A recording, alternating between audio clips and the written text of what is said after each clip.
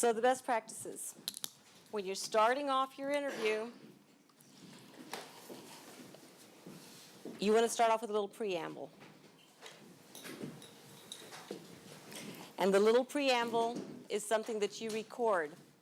Everybody's situated. The interview subject is sitting there. You're sitting there. And you start off by saying, today is May 28th, 2016. My name is Maggie Rivas Rodriguez, and I'm interviewing Nora Comstock with the Voces Oral History Project at her home in Austin, Texas, or wherever you are. It's really important to get it. It's like a slate. It's like, consider it like an oral slate to your interview.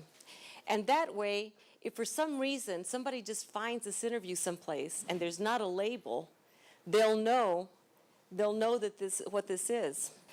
So we like to do this. We like to lay the ground rules out on tape even.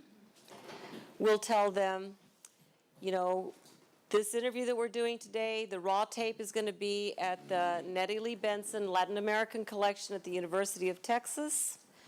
And we want to make sure that you understand this. If there's something you don't want to talk about, you can't be compelled to talk about it.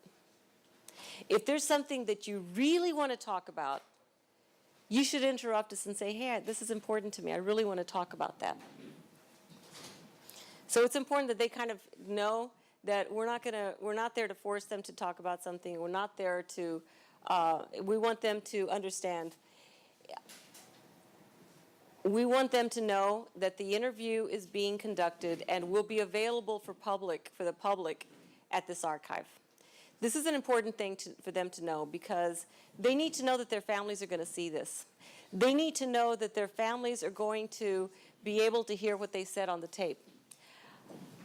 Usually when I'm kind of like talking to a group full of people before we start the actual interviews, I emphasize this and I tell them, if you had a girlfriend before you got married that your wife doesn't know about, this may not be the time you want to break the news. They also need to know that they can stop anytime. If they need to stop to get a drink of water, if they need to stop to go to the bathroom. Okay, so most important for you as the interviewer is for you to listen really, really deeply. Put all of your whole self into it because you need to understand if they contradict themselves within the interview. And this has happened. Somebody says at one part at the very beginning, I had 6 siblings. And then later on they say, I had 8 siblings. That's kind of, it's kind of like, that's a hard one to argue with, right? Usually you remember how many siblings you had. So then you want to ask, earlier I think you said you had 6 siblings. How's that? Oh, well, my parents adopted 2 more kids. So they weren't technically my siblings, but I still, that's important because then 50 years from now, when somebody listens to that interview and they hear this and they're going to realize there's a discrepancy there, it's going to make sense to them. So listen to that. If they say the same thing over and over again, it's something that they want to talk about. And then don't be afraid to probe. And if they do cry, crying is never an embarrassing thing. It is nothing to be ashamed of. We do not stop the tape when they cry. We let it go because that's getting at the real human emotion. And that's something that, you can't rehearse that stuff. That's real life. That's life. So we love that stuff. Okay, so this is kind of a big one. How do you transcend differences? So you may be interviewing someone who is of another gender, who is of a different generation, who's racially different from you, who is a different class. So how do you get beyond that? Because the goal is, the ideal is for you to kind of get past all that other stuff and get to the essence of who that human being is underneath there. So that's kind of the lifelong challenge, is to find the essence of the people that you're talking to. Get to what makes them tick and how do you connect with them? Just because they have, they're a man and I'm a woman, you can still find some meeting point for them as human beings. They're doing us a favor by talking to us. They are giving us a treasure by sharing their experience with us. Nobody else knows their story the way they know their story. They are the expert of their story. We're not here to get that historical context that will say what exactly happened at Pearl Harbor and how many planes and how many ships were attacked. That's not the point. The point of the interview is to find out their experience, and nobody else knows that. And so we really keep on having to emphasize this over and over again, that we're the ones who are really grateful, and we owe them a lot, because what they are doing is they're really contributing to the telling of history. So it's important to kind of, one of the big concepts, one of the big principles in oral history is that we call it a shared authority.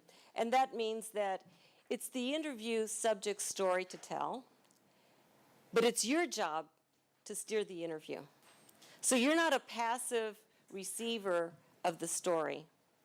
You have to be very active when you're telling that story. Sometimes it means having to bring them back to the point. And if they go too far over here, you need to be a little firm so that you get them back to the point. Make sure they finish the story. What often happens is that you ask a question.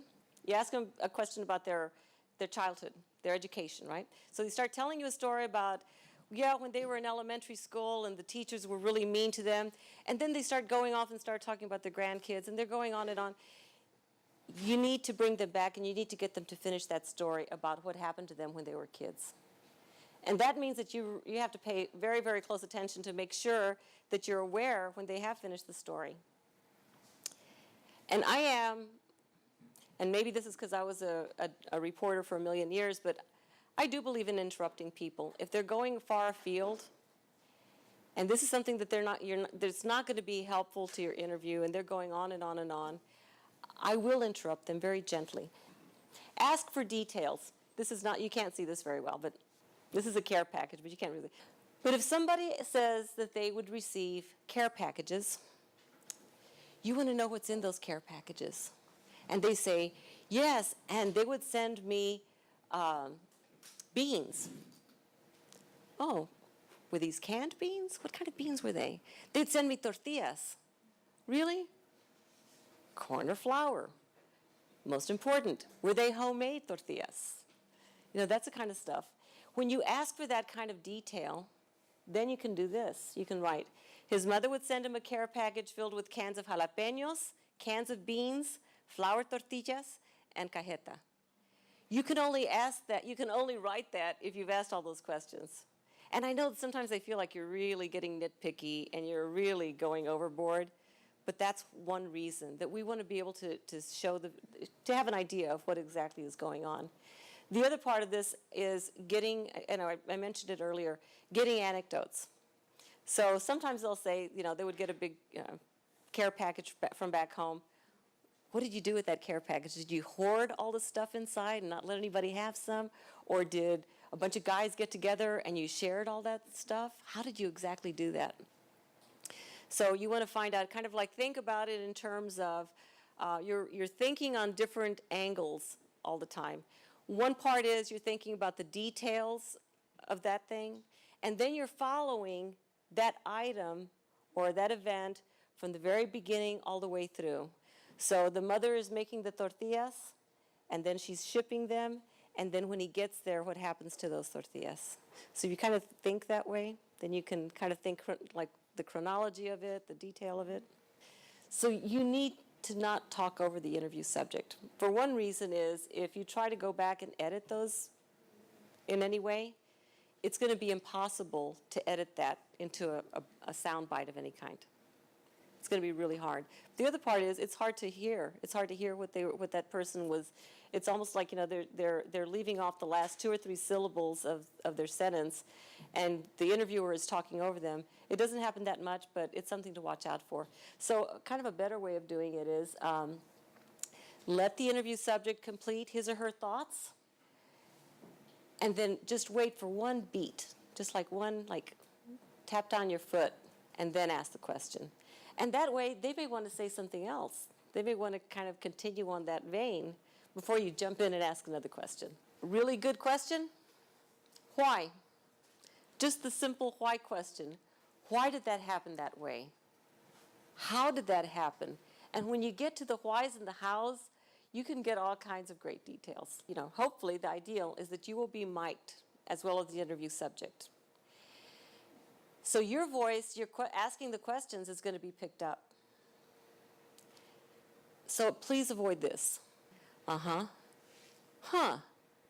You don't want to say that when you're being recorded in an interview. The camera picks up the uh-huhs, the hums, and it goes on top of their voice. And so their voice is you're interfering with their interview. So you need to use a little bit of body language, like something small like that, small gestures.